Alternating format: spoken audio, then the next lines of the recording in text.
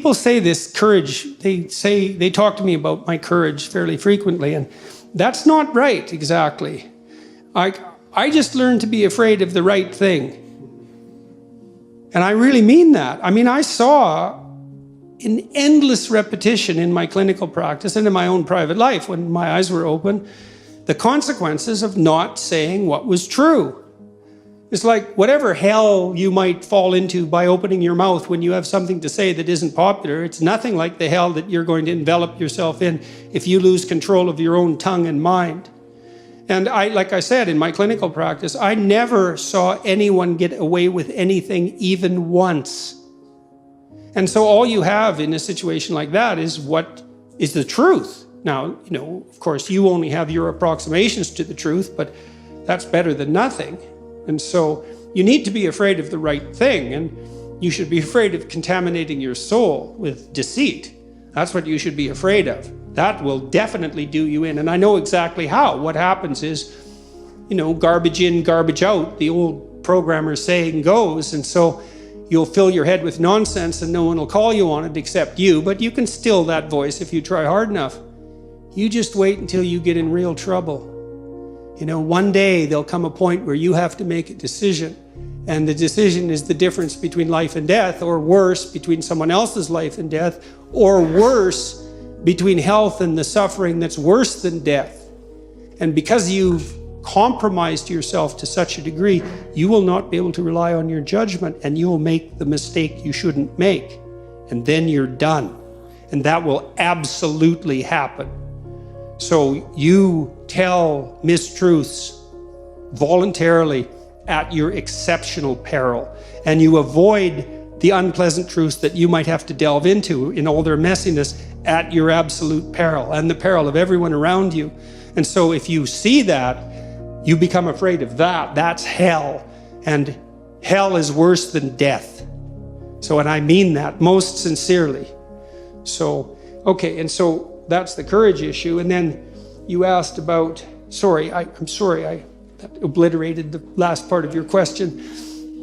What would you say to someone who's gone through a traumatic experience and wants to avoid the culture of victimhood, or identifying as a victim? Well, the first thing is, well, if you want to avoid that, you're sort of on the right path already, right? Because you have some vision of what it might be like not to be traumatized and not be a victim. Well, first of all, I mean, in some sense, there's no shortage of victimhood. I mean, the existential psychotherapists in the 50s, taking a page from Heidegger, talked about thrownness, right? The arbitrary nature of our existence. I mean, here you are, you have the ethnicity and race that was bestowed upon you. You had no choice in that. You're the victim and the beneficiary of this particular historical moment.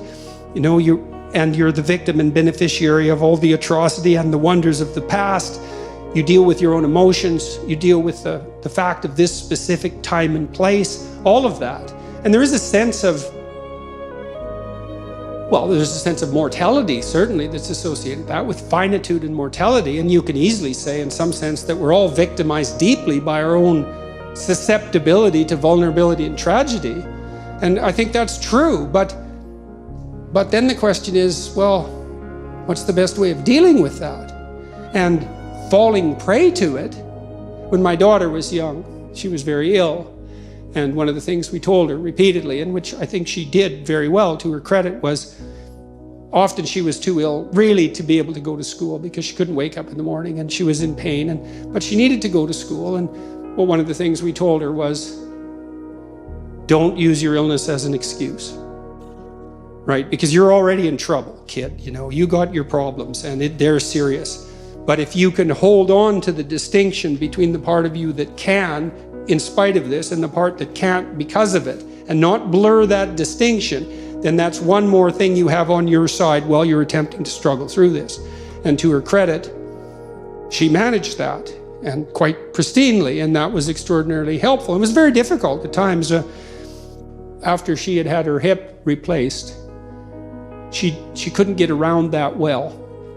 And so we decided to put her in a motorcycle course, which was rather a terrifying thing to do since she just had a hip replacement, but she needed to have a scooter to get around. And so she went with her mother to this motorcycle course, and they were driving motorcycles, not scooters. And at one point, one of the people who was being trained wiped out on the motorcycle, and it was rather traumatic, let's say. And she woke up the next day and was too afraid to go to the course. And so we said, well, it's understandable. Why don't you just get in the car and go to the course and see when you get there if you can manage it? And she got herself out of bed and went and managed it, and then she passed the course, and then she had a scooter and could zoom around the city for the next couple of years. And so that was really good. But it was very hard to draw that line, right? Because in some sense, she'd been victimized by this arbitrary illness. And you tend as a parent to have an outpouring of empathy, the empathy that can destroy under those circumstances, because you coddle the person more than is absolutely necessary, right? And you have every reason to, because they're suffering like mad. But you want to be a victim and be a tragic figure? And you might say yes, but you wouldn't if you thought it through.